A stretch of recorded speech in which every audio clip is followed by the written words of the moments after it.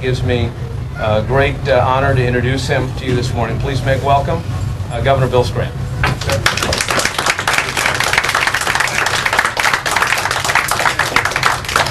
Well, you all came here this morning to hear Sam and not Jeff and me, but Jeff, thank you for that very kind introduction, and thanks everyone for coming this morning. I am delighted to be here to introduce Sam to you, and I want to tell you why.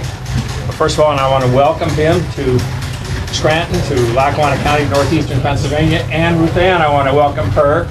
Sam is, we got to work on Sam. He's from Reading, but her roots are in Avoca, so we're okay. This guy's okay. I have an enormous amount of admiration for Sam Rohrer, and I want to explain to you why. Number one, he is a rare politician who lets his principles dictate his politics, not politics dictate his principles.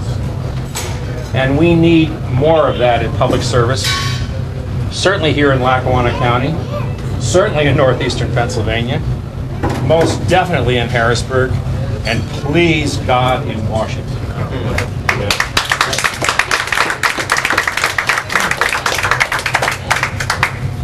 He's a man who has a strong commitment to two things, which in most people's cases are antithetical. One, to family, and two, public service.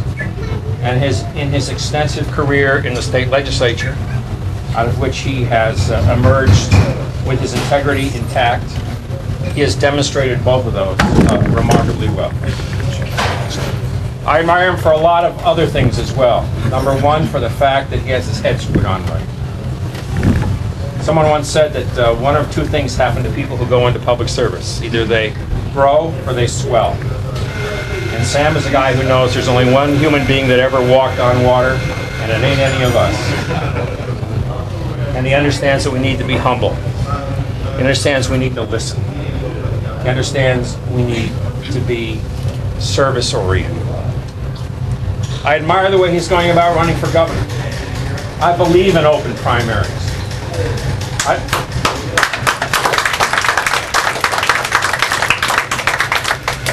The Republican Party has not had a great record in winning primaries, in winning elections where the primary wasn't open. The Republican Party needs as much rejuvenation in this state as this Commonwealth needs, and we're not going to get it with closed primaries. And he's going about doing it the right way. There are two ways you can run for office. Either you can spend your time raising money, sitting across the desk from powerful lawyers who may have an interest in how you run government, going to cocktail parties and dinners in order to get checks. Or you can get out and you can talk to people. You can take a low-cost, high-touch approach to campaigning, which means you go around the state of Pennsylvania and you meet groups like this time and time again. You put everything on the internet, you talk to as many people as you possibly can, you answer as many questions as you possibly can. And if you do it that way, you don't need so much money, and you certainly don't need so much polling.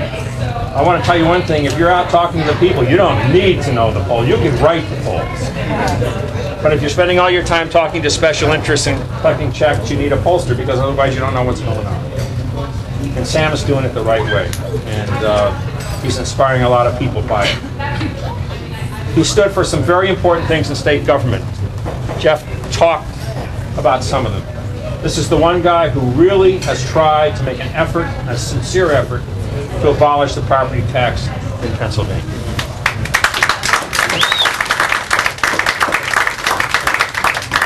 Now, we've talked about this, even and I'm guilty of this. We politicians have talked about this for a very long time, but I don't think there's anybody who's done as much work on it.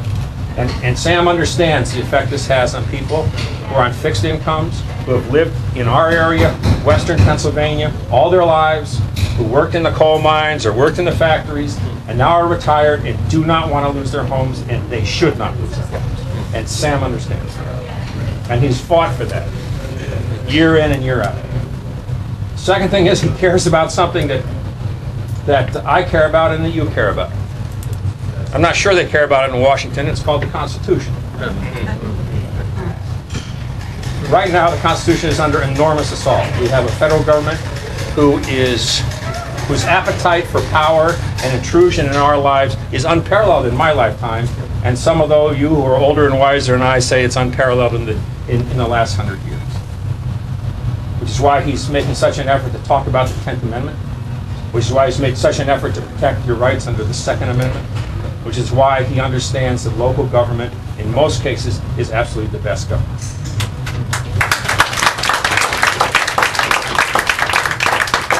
And right now, that's under assault, and there's no more greater poster child for that than the so-called health care reform bill. And what's that coming down to? Everything else aside, what's going to make a difference in that bill, whether it passes or doesn't pass? It's a question of whether the public taxpayer is going to fund abortions. And Sam has stood against that, and rightly so.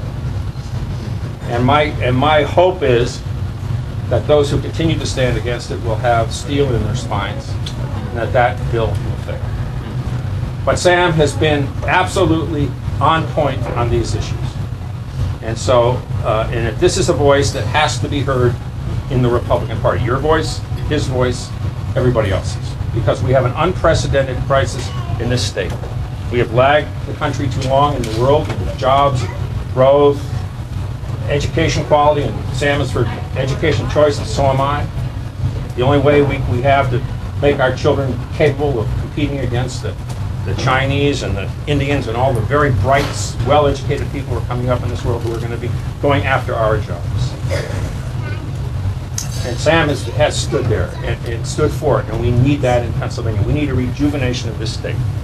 And I will tell you, I'm a firm believer that the Democratic Party has too much entrenched interests in those powers which are keeping Pennsylvania back, which are old industrial politics which we can't afford any longer.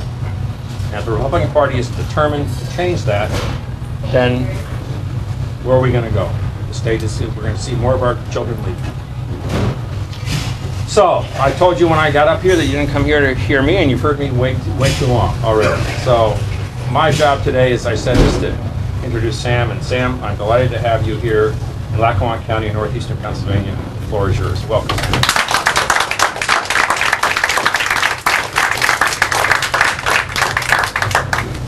Jeff, Bill, thank you very much, and it's good to be a part of your city.